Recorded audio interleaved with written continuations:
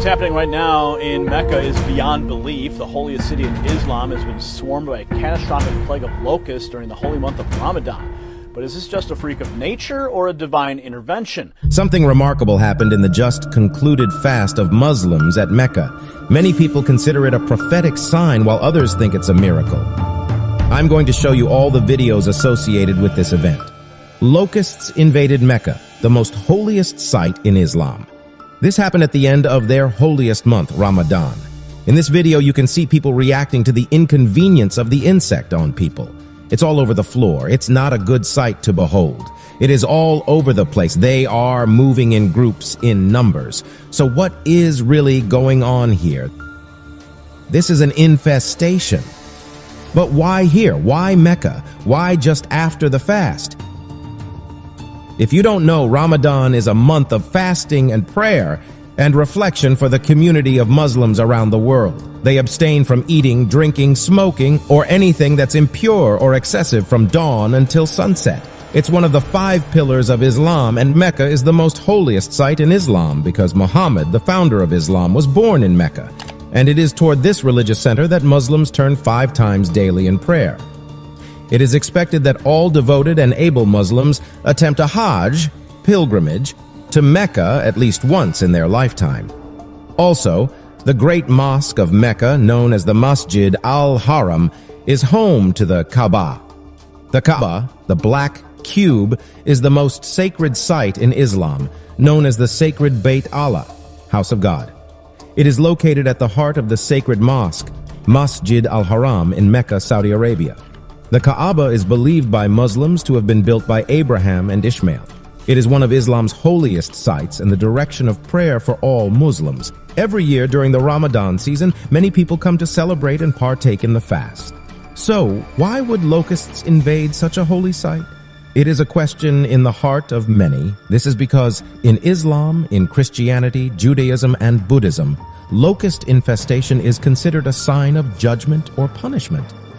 The Bible and the Quran, the holy books of 2 of the most followed religions on earth, have described and referred to locusts as menacing and strong creatures that bring misery to those facing its wrath. So is this a sign of punishment or judgment in Mecca? Muslims online believe it is a miracle. What do you think this is, a miracle or a sign of punishment? In the Quran, verse 133 of chapter 7 says, "So we let loose upon them the flood and the locusts and the lice and the frogs and blood, all explicit signs, but they were too arrogant. They were a sinful people."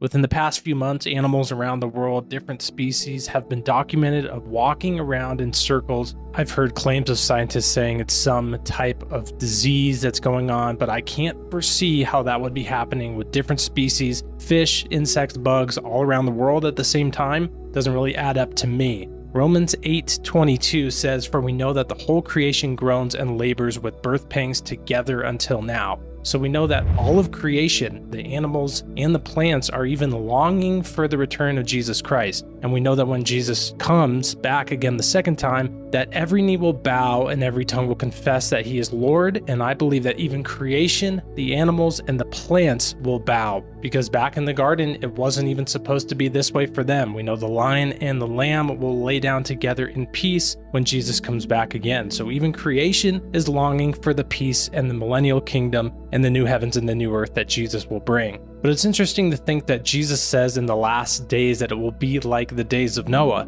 And what's something that took place in the days of Noah? Well, animals did something very strange. In Genesis 6:19, animals in pairs walked all around the earth to Noah's ark to be rescued from the flood that was coming. There's also many other instances in the Bible of God using animals to get his message across.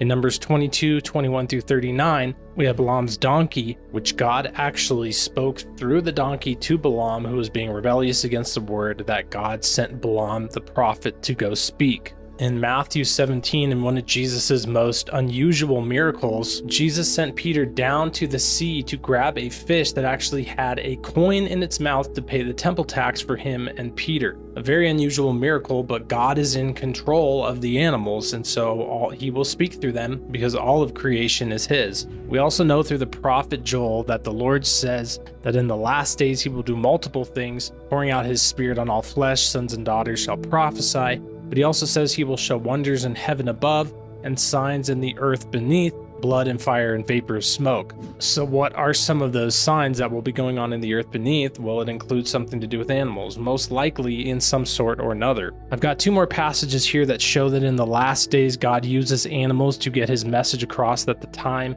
is short and the return of Jesus Christ is soon. In Revelation chapter 8 verse 9, it says, "A third of the living creatures in the sea died and a third of the ships were destroyed." So these will be signs of the very last days. And in Hosea 4:3 it says, "Therefore the land mourns, and all who dwell in it will waste away with the beasts of the field and the birds of the air.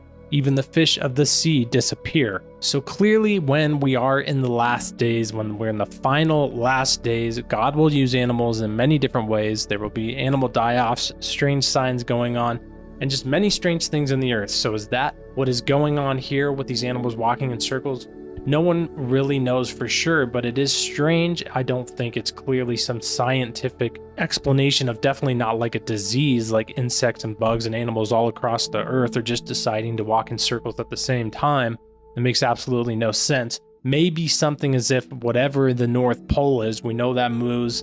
It's pretty much proven that in the past, the North Pole and the South Pole have flipped. We can look at lava flows and know that. So maybe something's going on with a pole reversal. That's pretty much the only thing that would make sense in my opinion. Diseases clearly doesn't make any sense, but I don't know for sure. But it is interesting and worth discussing because we don't know exactly what the last days will be like, but there will be strange signs in the earth and in the heavens above. And so when strange things start to happen worldwide in the heavens and in the earth, then it's a pretty good sign that things probably are not far off. I mean, clearly Jesus is not that far off. We don't know exactly. It's as close as it's ever been, that's for sure. It cannot be too far off with how many different prophecies are taking place all around the world, in the Middle East and Israel, and just pretty much everywhere, really, in every aspect. In Matthew 24, right after Jesus says, "As it was in the days of Noah, so it will be in the coming of the Son of Man," a few verses down, he says in verse 42 through 44, "Therefore keep watch, because you do not know on what day your Lord will come. But understand this, if the owner of the house had known at what time of night